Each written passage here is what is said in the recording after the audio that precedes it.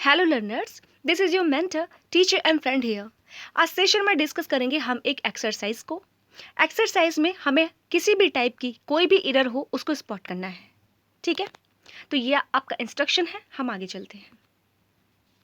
वैसे तो इस एक्सरसाइज में जहाँ पे एरर है वो पोर्शन बोल्ड कर दिया गया है, जिससे हमें बहुत ईजी हो जाता है।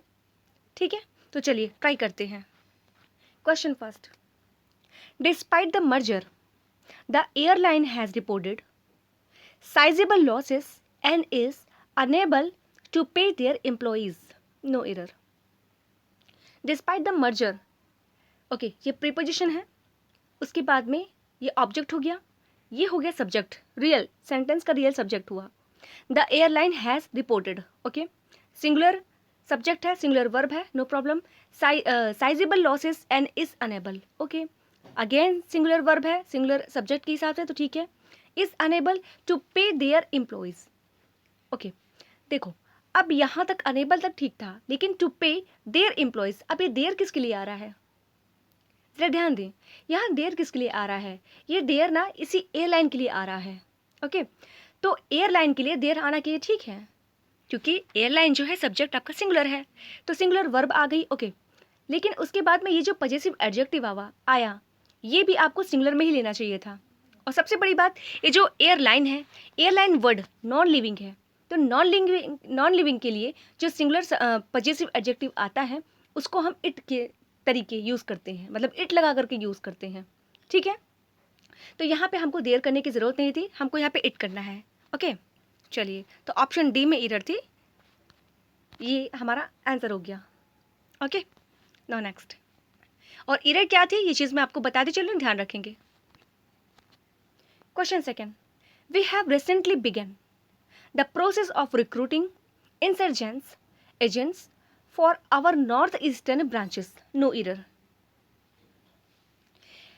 जो बोल्ड पोर्शन है उसमें ही एरर है और एकदम क्लियरली दिख भी रहा है, तो हम पहले यहाँ टैली करने की कोशिश करते हैं। We have recently begun, okay, जो सेंटेंस का टेंस है वो प्रेजेंट परफेक्ट बनाने की कोशिश कर रहा है, ओके। तो हैव था वी के अकॉर्डिंग, ठीक है। रिसेंटली एक एडवर्ब होता है जो टाइम बताता है, तो इसका यूज़ हम प्रेजेंट परफेक्ट में करते हैं, एकदम करेक्ट है। लेकिन ध्यान दें कि जहाँ पे हैव लिखा है, हैव के बाद में प्रेजेंट परफेक्ट का स्ट्रक्चर क्या होता है? प्रेजेंट परफेक्ट का स्ट्रक्चर होता है वर्ब के बाद में जो मेन वर्ब आती है, यानी ऑक्सिलरी वर्ब के बाद में जो मेन वर्ब आती है, वो जो पास्ट पार्टिसिपल होता है वो थर्ड फॉर्म होती है, ठीक है। तो ये जो बिगैन लिखा हुआ है ना, एक बिगिन होता है, एक बिगैन होता है, थर्ड बिगन होता है, BEGUN, ओके। और लिखा क्या है? बिगन। तो हमारा ऑप्शन फर्स्ट ही करेक्ट है, यानी यही एरर है, ओके। चलिए next, question third, the company's decision to issue bonus shares clearly indicates the management's confident about the future. No error, okay. Error तो आप पहचान ही गए होंगे कहाँ है। वैसे ऑप्शन ए में कोई एरर नहीं है, बोनस शेयर क्लियरली इंडिकेट्स कोई प्रॉब्लम नहीं है, द मैनेजमेंट्स कॉन्फिडेंट, ओके। देखो, जब भी हमें पजेसिव बनाना होता है किसी नाउन का या पजेसिव एडजेक्टिव होता है, तो उसके बाद में आने वाला जो नाउन होता है, यानी ये नाउन कहें या पार्ट्स ऑफ स्पीच कहें, ये रहा हमारा नाउन जिस पे अपस्ट्रॉफी लगा है, ठीक है। चाहे नाउन हो, अपस्ट्रॉफी लगा हो, चाहे पजेसिव एडजेक्टिव हो, इसके बाद आने वाला जो भी पार्ट्स ऑफ स्पीच होगा वो नाउन ही होगा, ठीक है। तो यहाँ क्या लिखा है? कॉन्फिडेंट, टी लगा करके ये एडजेक्टिव बना दिया गया है, जो कि यही गलत है, ओके। हो जाएगा कॉन्फिडेंस, टी हटा करके CE, ओके। अब ये बन गया नाउन आपका। चलिए, तो ऑप्शन सी में एरर थी, ठीक है, ये हमारा आंसर हो जाएगा। Next, question fourth, despite that organisations are aware of the importance of IT, they often do not know how to deploy it effectively. No error. अब देखिए, डिस्पाइट दैट यानी इसके अतिरिक्त, ठीक है, के बावजूद, ठीक है। ऑर्गेनाइजेशंस आर अवेयर, ये रहा subject, organizations are aware of the importance of IT, okay, correct है। They often do not know, what क्या नहीं जानता, how to deploy it effectively. ठीक है, चलिए देखने में ये सेंटेंस आपको एकदम करेक्ट लग रहा होगा, लेकिन एरर स्पॉट करना इसी को कहते हैं, हमें सेंटेंस की बहुत बारीकी पे ध्यान देना होता है। ठीक है, डिप्लॉय के बाद में हम इफेक्टिवली का यूज़ नहीं कर सकते। ठीक है, क्योंकि इफेक्टिवली ना यहाँ पे सुपरफ्लूअस है, इसका मीनिंग ही होता है डिप्लॉय।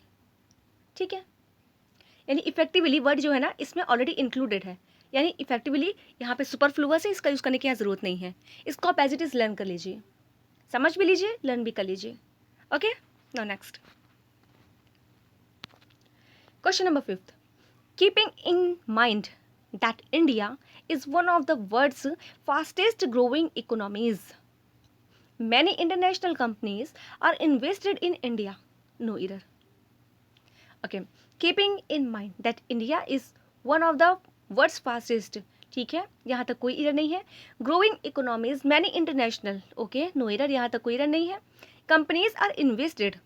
अच्छा, अब जरा आप ये देखिए कि यहाँ से जो आपका सेंटेंस स्टार्ट हो रहा था, India is one of the world's fastest growing economies, क्योंकि इधर तो मोस्टली यहाँ ये इस पे भी आता है, इस बेस्ड पे, ये वाले रूल पे कि वन ऑफ द वर्ड्स हो गया, फिर फास्टेस्ट हो गया, फिर यहाँ पे प्लूरल नाउन आया कि नहीं, इस टाइप का भी इधर आता है। फिलहाल वहाँ इससे मतलब नहीं है, हम आगे चल रहे हैं। तो ये जो सेंटेंस बना रहा था, मैनी इंटरनेशनल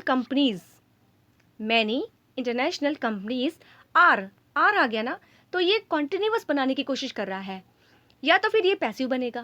तो देखते हैं, पहले पैसिव ट्राई करते हैं, क्या ये सही जा रहा है। इन्वेस्टेड इन इंडिया, यानी बहुत सारे इंटरनेशनल कंपनीज को इन्वेस्ट किया जा रहा है इंडिया में। नहीं, ऐसा नहीं है। इस चीज़ को ध्यान रखते हुए कि भारत की जो इकोनॉमी है सबसे ज़्यादा ग्रो करने वाली इकोनॉमी है, और इस वजह से तो इस जैसे ये बन गया ना, ये जो सेंटेंस है, ये एक रीज़न दे रहा है, ये ऐसा है, और इस वजह से many international companies are investing, यानी यहाँ हो जाएगा इन्वेस्टिंग, और फिर ये बन जाएगा प्रोग्रेसिव टेंस, यानी कॉन्टिन्यूअस। ठीक है, दिखने में एरर नहीं लगेगी, लेकिन आपको सेंस निकालना पड़ेगा, और उसके बाद से फिर ये करेक्ट हो जाएगा। ओके, चलिए नाउ नेक्स्ट। आई होप आप समझ रहे हैं चीज़ों को। Question number 6, although interlinking of rivers will help tackle drought, the government has not paid much attention to this project. No error. चलिए, although interlinking of rivers, देखिए of के बाद में जो रिवर्स आया है ना, वैसे तो ये कॉमन नाउन है, लेकिन हमें यहाँ दा लगाना पड़ेगा। ठीक है, तब सेंटेंस का सेंस सही आएगा। ऑफ द रिवर्स, ठीक है, यहाँ तो ये कॉमन नाउन है, प्लूरल बना दिया गया है, लेकिन यहाँ पे दा की आवश्यकता है। ओके, अब सेंटेंस करेक्ट हो गया। although interlinking of the rivers will help tackle drought।